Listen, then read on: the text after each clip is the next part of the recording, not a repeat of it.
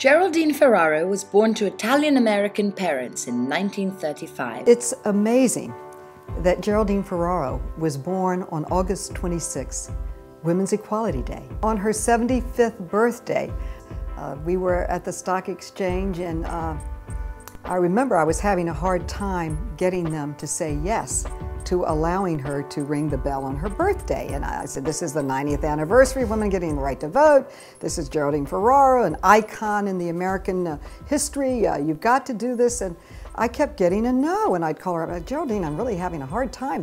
They keep telling me no. And she said, well, keep trying. This is important. And we're half the population, and we should be able to celebrate our 90th anniversary of having the vote. And she kept saying, go back there. I finally got a yes, and that made her very happy. When she was just 8 years old, Geraldine's father died of a heart attack.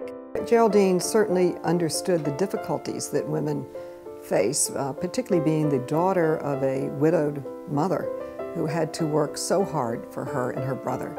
She always talked about her mother. She revered her mother, and her mother adored her. I think whatever happened in that relationship with her mother gave her a sense of herself that surpassed other people's opinions of her. Most frequently repeated advice to me was, do what you need to do what you think is right, and don't worry ever about what other people think. Geraldine was the first college graduate in her family. Later, while teaching children in Queens, she took herself to law school at night and was one of only 2 women in her graduating class. In 1960, Geraldine married John Zaccaro, and together they raised their 3 children in Forest Hills, Queens.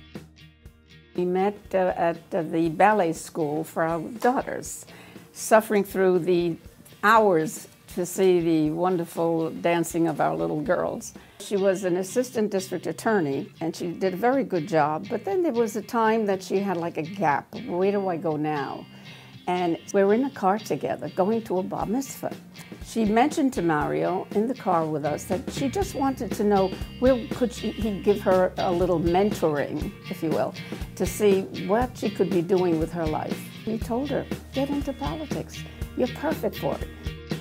She ran, she became a congresswoman, and then lo and behold, she becomes the vice presidential candidate. I was a newcomer, and I had just gotten elected, and we were campaigning at a subway stop, the 86th Street subway stop, which is very crowded, and people would ask me questions, and I'd start talking to them, and she'd say, Carolyn, you can't spend so much time with one person. You've got to talk to everybody briefly because you've got to reach hundreds of people today, not just 1 or 2 or 10 or even 100. You need 200, 300, 400. You need to be very brief and move along. So she taught me how to campaign. If she was your friend, believe me, she was your friend. You know, she had to be the first of a lot of things.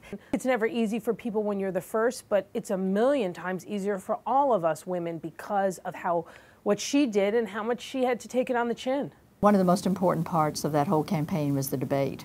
So I rented a big screen and brought hundreds of people from Des Moines in to see the debate. Let me help you with the difference, Ms. Ferraro, between Iran and the embassy in Lebanon. Let me just say, first of all, that I almost resent Vice President Bush, your patronizing attitude that you have to teach me about foreign policy. And I was sitting there thinking, my God, she is great.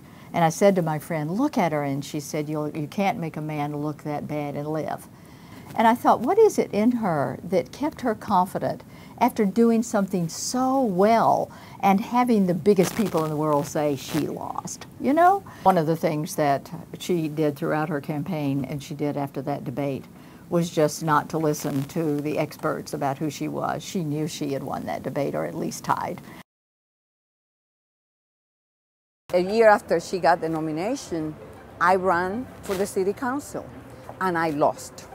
And it was a very difficult experience for me. After I got elected Speaker of the City Council in 2006, kind of out of nowhere, Jerry called me. The next day, after losing that election, I got a phone call from Geraldine Ferraro. Believe me, I could not believe that this woman was calling me. She's somebody who changed the world for women, and that she would unsolicited call me. I couldn't believe it. I had no idea that she was paying any attention to a local race, and yet there she was. She understood that at that moment it was very important for me to have that voice, to listen to that voice of comfort and inspiration again.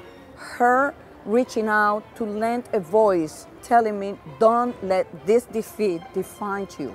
So be better prepared and go for it next time. And next time, 7 years later, I decided to run for a congressional seat, and I won. And I told her that she was the reason my partner, Kim Catullo, was a lawyer. And seeing Jerry run for vice president was really what told Kim she could be anything she wanted to. I told Jerry this story when she called me, and she said, well, can the three of us get together? And we had breakfast at the Regency, and you could tell Jerry wasn't really feeling great. But she was there, she looked great, she spent almost 2 hours with us at breakfast, she wouldn't let us pay. The two Italian gals had a big fight over the check, and it was lovely. It was really one of the most touching memories I have of my entire time as speaker. When I went to the Beijing conference in '94, and it was great to be there, but I wasn't a politician. You know, you go to places where you don't feel like you belong. All of us do. No matter how confident we may be in our own shoes, we're not comfortable there. We know we're not, you know, we have been working on the human rights issue in the UN forever, and she walked over one day, and early on, and she looked at me as she did people, because she really looked you in the eye and said, she grabbed my hand and she said, I'm so glad you're here, and I'm really interested in how you stand on these issues. And she started talking about the gay rights issues, some of the human rights issues that were abortion, etc. I want to know how you stand. And it was the first time that I really felt like I'm here and I've got something to say.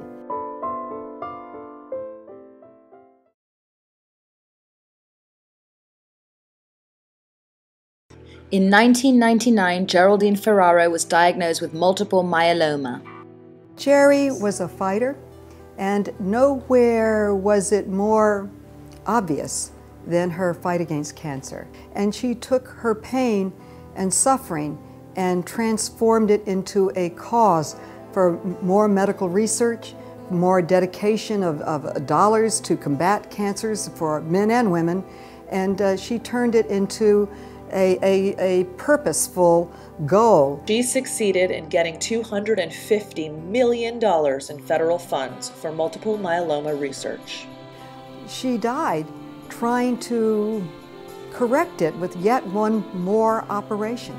She was that determined to try to beat the odds. She was a wonderful friend in good times, happy times, and sad times. When my husband perished in a mountaineering accident, she was among the first people to call in her wheelchair. She came over to see me. She came to the funeral. She called me every day, what can I do? How can I help? So she was a wonderful, caring friend.